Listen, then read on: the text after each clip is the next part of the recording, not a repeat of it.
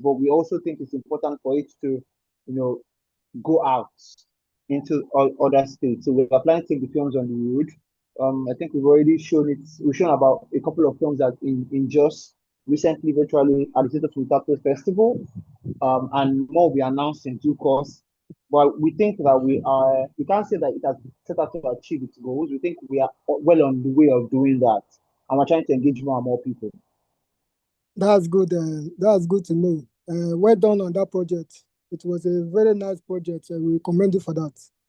Thank you so very much. It be more. You participated in the post-memory, post-archive project. Tell us about the short film you produced and what inspired it and the process you went through to produce it. Okay, hi everyone. Good morning. First of all, I'd like to quickly correct the pronunciation. It's Ibimor. Okay. Yes. So for me, the process was, I mean, like you had mentioned earlier, the process was a bit uncertain for me because this was the first time I was actually attempting to make anything visual, much less a short film. It started from the workshop where we discussed Nigerian film history. We were shown films by African filmmakers from a specific time period. And all of that was really inspiring in terms of especially how the female body and women specifically were represented in those films. And it struck a chord within me because I was like, oh, this is interesting. Especially women who were shown not in like a sexual way, but more like at rest, just existing, just living their lives. It was great to have like this mirror into what it was like in the past. And it also brought into mind, okay, those representations are still relevant today. So how do I translate how they were showcased in the past, in the now, in the present, and have it still be relevant, still connect to people, women specifically, but people in general. So haven't taken the trip to Jos, spoken to the people at the archives. They've suggested a few films for me to look at and look through. And of course, by the time I sat down to look through a lot of the footage, it was an absolute treasure trove of visuals to just choose from. And when I started looking at what was available, it became something of almost spiritual, I would say, because at this point in time, I had already more or less edited an entire script, not having seen the visuals. And then I went to the archives, I saw the visuals, and they were almost perfectly in sync with what I had. So in terms of process, I think in the sense of like trying to find footage, trying to see if the themes I was trying to explore that I got from the workshop translated properly into the films. And just basically putting the two together was a pretty straightforward process for me. I mean, it was a lot of work and a lot of hours put into looking at the footage, but I think that specific process was a bit seamless for me. Where the challenges came forward was just in how much of my skills I had to reshape and apply to the specific process of filmmaking as opposed to other creative endeavors, and having to learn a lot of skills from scratch, basically based off of YouTube tutorials and questions and answers with people who were more familiar with this kind of tools. So yeah, I mean, I would say it was a pretty straightforward process, even though it was also kind of challenging. Yeah. Thank you very much for that, for your take on the project. Phillips, are you there, Philip? Yes, I'm still here. Yeah, okay. That's good. So you also participated in that project with your film Common Grounds. So tell us about this film and its significance to society. Okay. Thank you. So yeah, my film Common Grounds was the result of the topic I wanted to explore within this project, which was around public spaces and public ownership of spaces. So during the workshop, we had sort of ideated a few project ideas, project titles, based on what people were interested in. And my interests sort of overlapped with ecology, public spaces, and the commons. And within these, we were initially supposed to work in groups based on our interests. But after further distillation and further thinking, most of us realized that even with this overlap of interest, there was still a lot of topics that we wanted to, that different people would be in. So it made more sense for most people to work on individual projects. So I had to focus essentially on the commons and public spaces, and especially looking at a city like Lagos, which is so densely populated, and spaces like always being contested. It's very hard to find like just open areas that are truly open to people, open to the public for them to use and just own. Because the term public space kind of sort of like denotes that any member of the public is able to like take over the space and use it for what they want to do, or just exist freely. But when you try to actually exercise that right as a citizen, you find that those allowances are not actually as given to you as you would imagine. You find the people who are managing this part to be stopping you from doing certain things, or trying to limit your mobility within the spaces. And I was, because of the project's look at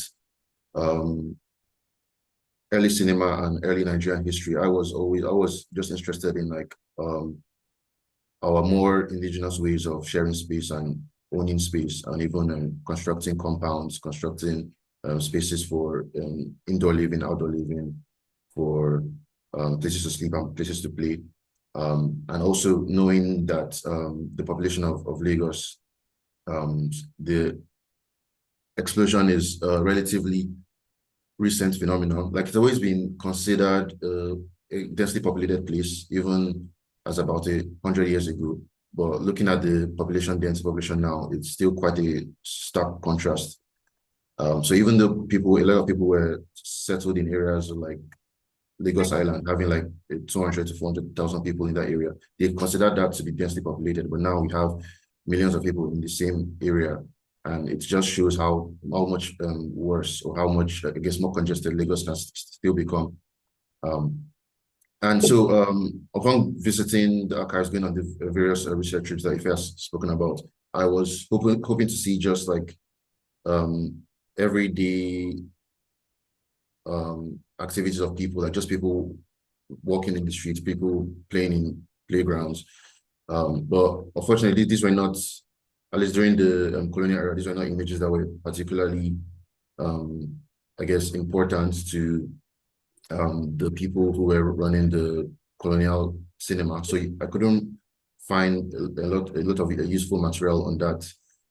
Some of the material which could have been useful for me to see anyways, they were also not in a state where we could view them, because they were still in their negative formats. Some material from recorded games, recorded sporting activities, they were not digitized, so we're not able to view them in the short time we were at the archive. So this was like my first challenge in making the film. I would say out of the 30 minutes runtime of the film, less than 10 seconds of it is actual material that was gotten from the Nigerian Film Corporation and the other archives that we visited. Most of it I had to go on my own path to like find other archival sources, some of them from YouTube archives, and I had to contact the rights holders of these videos. Some of it speaking to other historians who have been researching the development of Lagos and how people have been navigating the city. So this was the first challenge. Going further, I hoped to speak to a lot of different historians, people who have studied the history of Lagos, specifically development of its streets, its spaces, and also people with, I guess, more indigenous knowledge of Lagos, because they have been in the royal system. So people who work within certain courts in Lagos, the kingdom on Lagos Island, in Ikorodu, and Badagry. These were like the three main locations I wanted to visit the courts and palaces of and speak to certain historians there. This was also a major challenge because out of those three locations, I was only able to speak to one of the princes. The other locations was quite a lot of bureaucracy and admin trying to meet with the secretary and all that stuff. So this is, I guess, at least one major challenge that I personally faced, trying to meet certain people to interview, to speak with them within a short time period can be quite challenging. You might have to spend months just trying to push that conversation before the meet actually happens. So what the film ended up becoming was sort of like a research in action. Like the process of making the film was also overlapping with the process of researching the topic of the film. So the historians I was able to speak with, speaking to them, recording their findings, their opinions, and setting interviews with them. This was building up the whole idea and realizations I was making on the film. And I mean, where I did have full control was being able to take contemporary footage, like current footage of how people do use places that are designated as public spaces and how they transform spaces that are not, at least from the perspective of the states, not designated as public spaces, but how are they able to convert these other spaces like streets, parks, even their own compounds to spaces that we would expect to have been provided for by the government. And this ended up becoming like the most interesting thing about the project to me, is just seeing how people find creative ways of creating where you can barely see any space for anything. Yeah, and all the way till the first screening of the film, I also got a lot of like interesting feedback and perspectives on like how to ground or like place the storytelling of the film in a more grounded way where people can sort of trace the path of the development of Lagos. There are like other aspects to the story that can really elevate the storytelling of the film. And I've been slowly writing a new script for the film, which I would need to use existing footage that I've gathered and like rework the material into something that's hopefully more cohesive. But just like Ebimo, this was also my first foray into filmmaking. My background is in architecture, and I work as an artist, a very technical way based on my training. So I think that also kind of influenced how I approach the film in a very like technical and somewhat administrative way. So it's been interesting to see how the other ways I could approach it. Yeah, that's good. Thank you for that insight on your work. So we'll be going into the challenges Nigerian short films and documentary makers face, especially for upcoming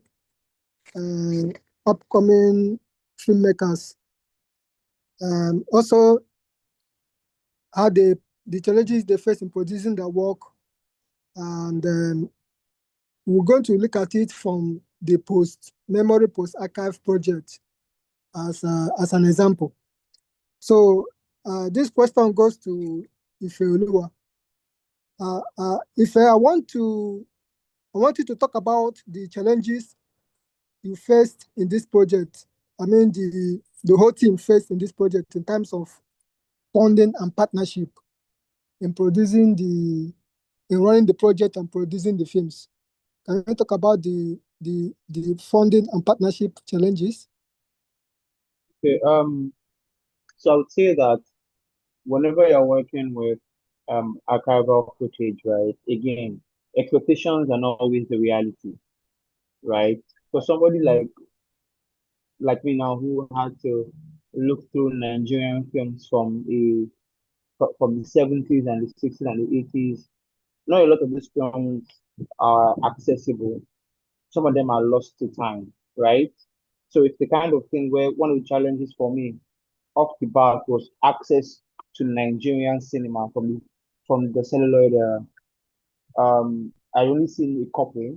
I'd seen Ola Balogun's Dusanegra, I'd seen Sheuma doing the workshop, and seen it again after. I think we showed it during the program also, so other people could see it.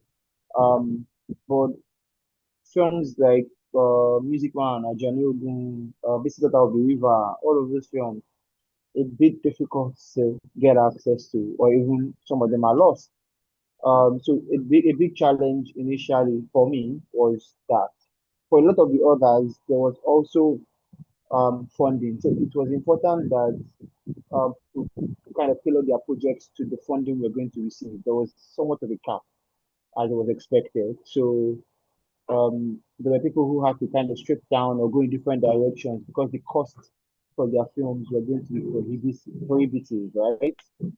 We had a group who had to split up also. So there was also creative vision, especially in situations where these filmmakers were not repeat filmmakers. So there were situations where people had to they had issues with the people they were working with in their group. And I think just managing people was a challenge, as my my colleagues would attest to over the last 10 months. I think managing people too was a big challenge, getting people to meet deadlines. Um, I wouldn't say that shooting was a big challenge for anybody because a lot of people were working with primarily archival footage. Outside of maybe Philip and one or two others, a lot of the people who made their films made them directly from all of the archival footage we got. So for it was just a few of us who had to shoot live action stuff like talking heads and the rest, right? Um, so I would say that the biggest challenge in that front definitely was, sorting through that.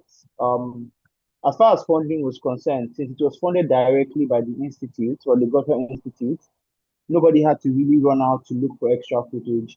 But again, expectations and reality. Working as first-time filmmakers, a lot of them also had issues with probably negotiating with people they were going to work with.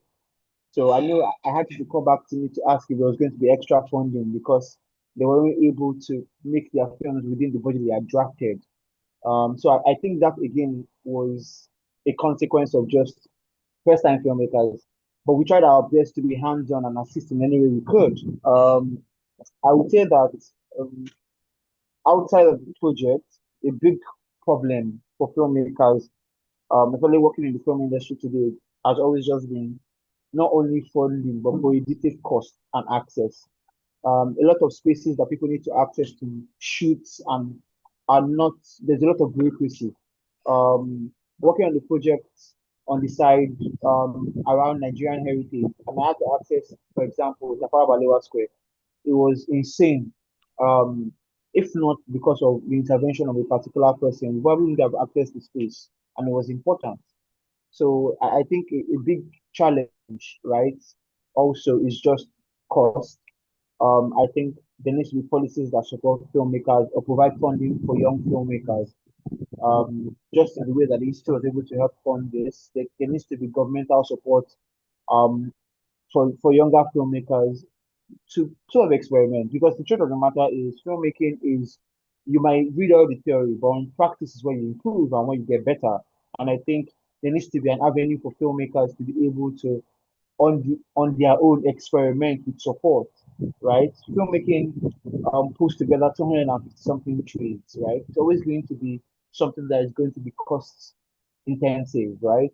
And I'm not saying it always has to be the largest budget, but at least some funding should exist. I think right now there was funding available by the CEDF earlier this year, but again, access was the problem, right? But yeah, that's just it. I think those were the major challenges. I think logistics was pretty straightforward. We didn't have any real issues coordinating that, moving around the spaces. Everything was straightforward in that end. But I think the biggest problem was, in the conceptualization of the films and implementing them, deadlines and managing people. Thank you very much, Ifeoluwa, for that. It be more we want to look at for your film. We want to look at how you determine your audience for the film. If the audience was what determined your audience, how you produce the film in accordance with the audience you have in mind, and also after producing the film, what was the challenges in terms of distribution, publicity, distribution, and making the film known to the audience and to the public. Okay. So in determining the audience that I had in mind, I think it was pretty clear from the very beginning that I was making a film for that was very focused on women, on girls, on women, on the female body. So that was the targeted audience that I had in mind. In terms of how I got feedback, because initially the script was meant to be relatable to women or just to people in general, but specifically to women. And I was very intentional about like who I wanted to reach. My core audience wasn't just like a faceless general public style approach. It was the people who recognize fragments of themselves in the narrative that I was trying to create.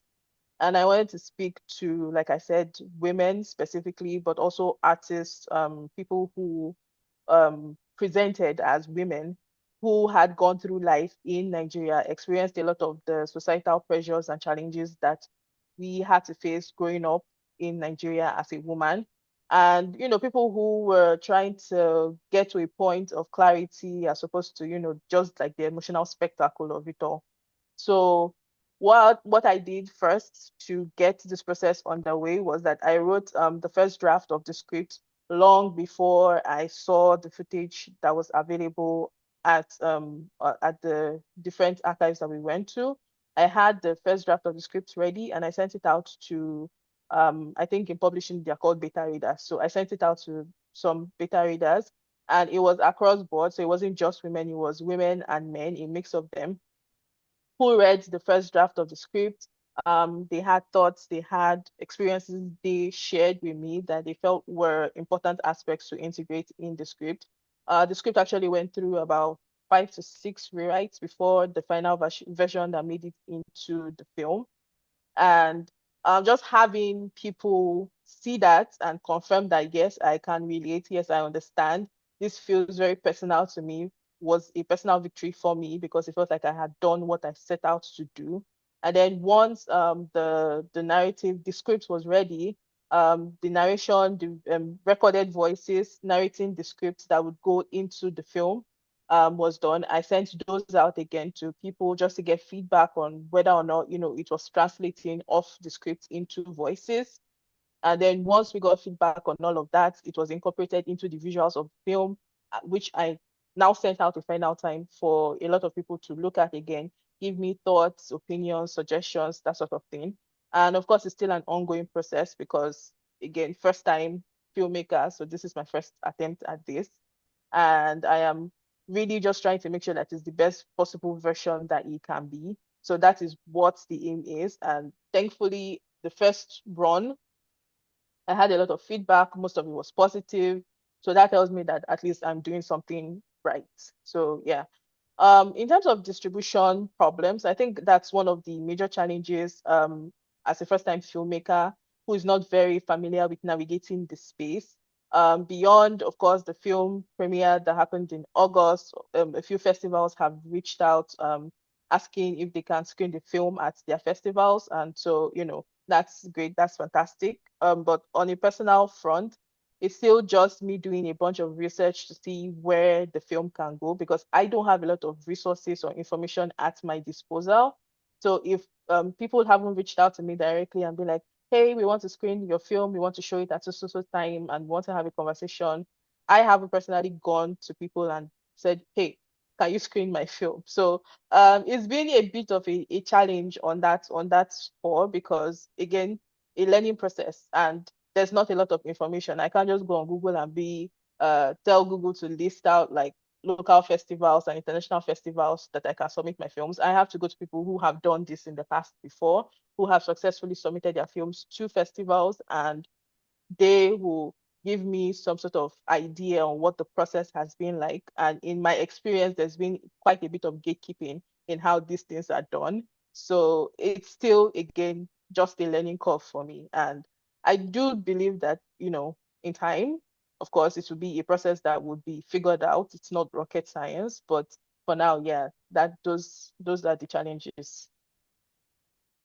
Okay. Thank you very much for sharing that with us. Philip, I want you to talk about the problem, the challenge in terms of research and actually converting this research into films. Okay. Yeah, so I would say the first main challenge was trying to work through time, trying to work from like trying to find material that is about the life and times of people living in like 18th century Lagos, 18th century West Africa. Because firstly, a lot of most of the written records we have from that time are from the colonial lens, 18th century, 19th century. There's not a lot of like written material by indigenous people, except exchanges that were happening between slaves and their families, or people who were displaced from the continent, sending messages back home. But most of this material were more personal, sentimental, not necessarily telling of the state of what was of how things were in the city. Outside of when there was like a major event, like a major fire or a drowning, this is where you would also find some correspondences being exchanged, or some publications in local newspapers, at least in the 19th century. So I'll say, yeah, the first thing was trying to find research material from a long time in the past, but also trying to find audiovisual material. Like I said earlier, there weren't a lot of recorded visual material from that time. So essentially, I had to work through other researchers who had done some of this research work of trying to translate and compile some of these correspondences into what they think, look, and trying to paint a picture of how Lagos was based on some of these discussions. One very important book for me was a book by Dr. Ademide, Imagine Lagos, where the literal premise of the book is to imagine what Lagos was like in the 19th century. And she's doing this by like charting how the various streets in Lagos Island got to have the names that they currently have. Like, is this named after a person? Is this named after an event? Is this named after a tree or a natural or artificial object in that place? This was kind of how she was now reconstructing the everyday life of people, and what they're thinking must have been like to like give a name, give a street this significance, or give a building this significance. And I think speaking to these researchers was the way I was trying to now convert this material that they've written down into something that they can again recite and be captured on film for people to hear about. So that was the first step that took. I also tried a little bit of using methods in architecture and urban planning, and just by showing maps and showing diagrams of how spaces were laid out. Some of it had to be drawn up from scratch, like by converting what someone was telling me. I had to like draw out and show how these spaces are being constructed. Some of it were using existing maps or existing illustrations.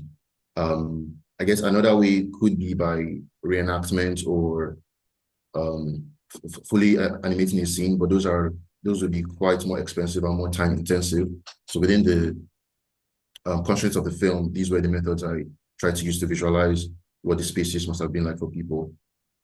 Yeah, so that's.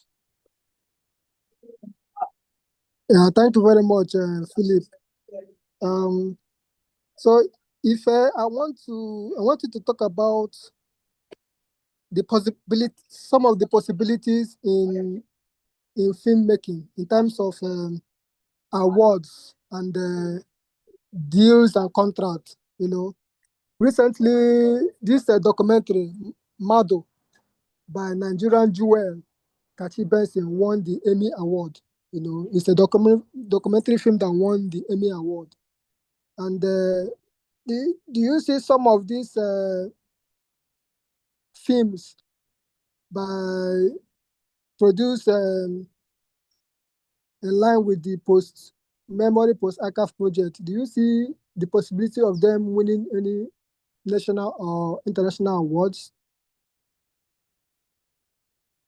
Well, to answer that question, you can never know.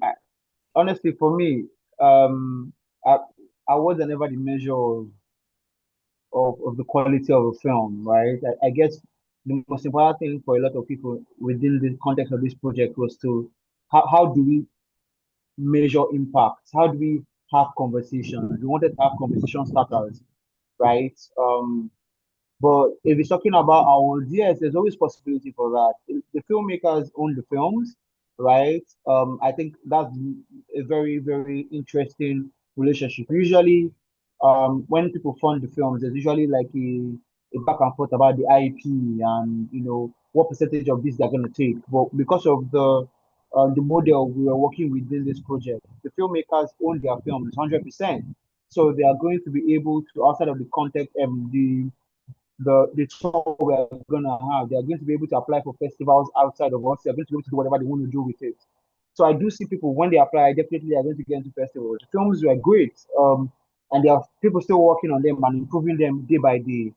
Um, I really think that yeah, there's possibility for all of that. A lot of it is also very much up to where your films can go, right? So you made the film, but then there's also chain of title. There are some films that require put it outside of the NFVSA, right? The Nigerian Film Video and Sound Archive. And some of them don't necessarily have the right to hold us right now. So in that situation, the films can't go places where they should go. But again, first and foremost, has always just been how do we start conversation? How do we get people to talk about these things? How do we get policies changed? Actionable progress has been the goal of the project, right? How do we get people to see the archives as just more than dusty repositories, as sites of dynamic change? I think that was the focus of it. So it's about awards. I can't say honestly. Yeah, I'm not on any panel, but I definitely think that these films have the capacity to go on to festivals and do great things and go on to whatever platforms that do great things. Yes. That's good. Thank you very much for that. Can you talk about the possibilities in terms of leveraging notable screening platforms to scale sales and visibility of short films?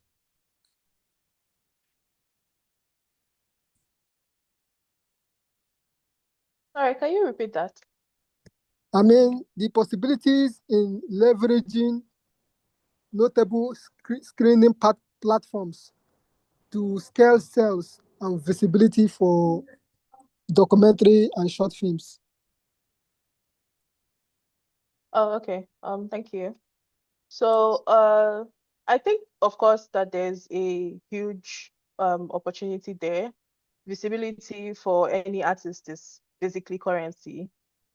And in terms of like what people have access to, you can't really sell what you can't find, what is not easily or readily available to you. So Yeah, of course, if we treat streaming platforms as ecosystems for pushing out the work, getting people speaking about the work, getting people to see the work, getting people to know about it, it's a good ecosystem to consider in theory. And there are possibilities, of course. I mean, of course, beyond the festival circuit or curated art platforms, or the community institutional screenings, this is a way for us to continue the conversation, continue the visibility, continue the reach. What I would say is that I'm not really sure about how interested these platforms are in storytelling that isn't really made for commercial consumption, that doesn't follow the standard Nollywood pattern, and especially for films that are already more or less fully made or mostly made. I mean, it's something that would probably be more likely if the platforms are integrated at the beginning or early stages of the creation of the film. But then that also brings into question, just how much creative freedom the creators have when they are creating, especially if they are doing it in collaboration with these platforms. So, I mean, ideally, of course, in an ideal world, theoretically, this is a fantastic opportunity. This is something that everyone should consider when they are making their films and thinking of how to push it out. But with the structures that exist and are already in place, it's not really particularly feasible at the moment. Ideally, moving forward, looking towards the future, we as indie filmmakers, creative filmmakers, disruptive filmmakers will be able to create micro platforms or ecosystems that sort of give us the platform to push out this kind of stories that don't follow a particular formula, stories that are breaking the mold. But as of right now, it's going to be a very huge ask to consider putting my film, for instance, on a Netflix.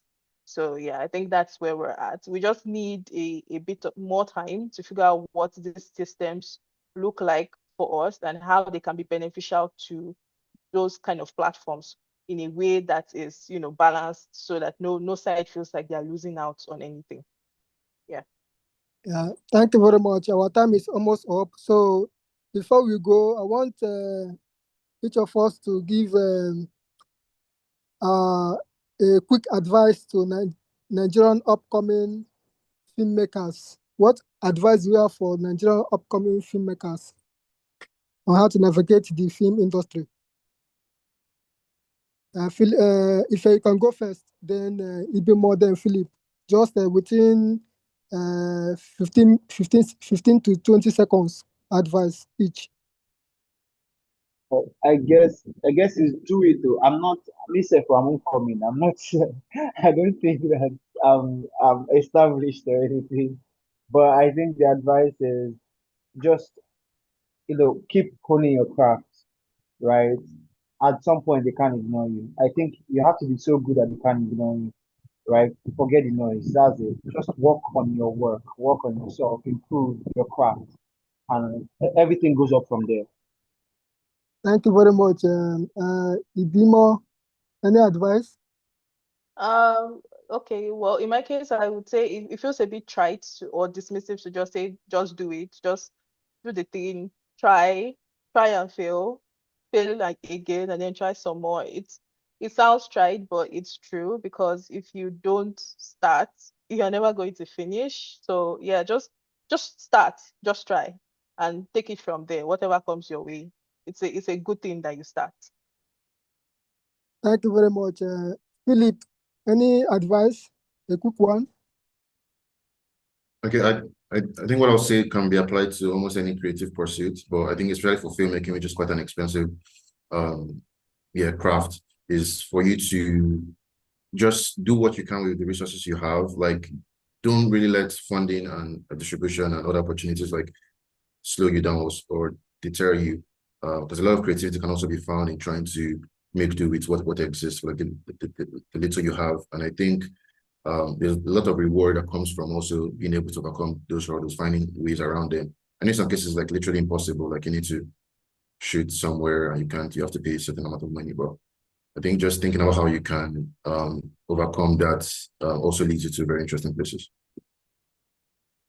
That's very good. I appreciate the advice. I hope that people that are watching through Zoom have heard your voice, your contributions, and the impact you are making in the film industry.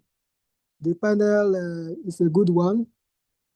I thank you all for your time, and I sincerely hope that we'll continue this conversation in the future beyond the Ibadan Art and Book Festival. We'll keep in touch after this panel session to see how we can work together and impact the creative industry. Thank you very much, Ife, Idimo, and Philip. I really appreciate your Thank time. you. Thank you. Yeah. Thank Cheers. you. Thank you. Thank you very much. Bye, guys. Bye.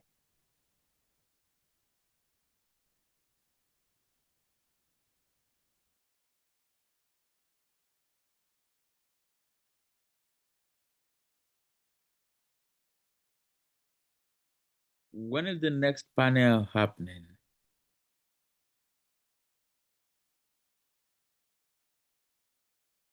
All right. Thank you very much, Mr. Kingsley, for that wonderful session. We want to announce, if you look at the chat, we announced that after this, so as to enjoy ourselves, where there's going to be readings by Nurin Oladeji and Sodiq Alabi. They're going to be reading poems from their book, and we hope that you enjoy. Just stick with us, and the videos will be up in about 1 minute, and we hope that you enjoy the readings. And after the readings, there will be the next panel session, and the link will be dropped. The link will drop here also in the chat box for everyone who would like to join, and for everyone to join the next panel session just after the poetry readings. Thank you very much.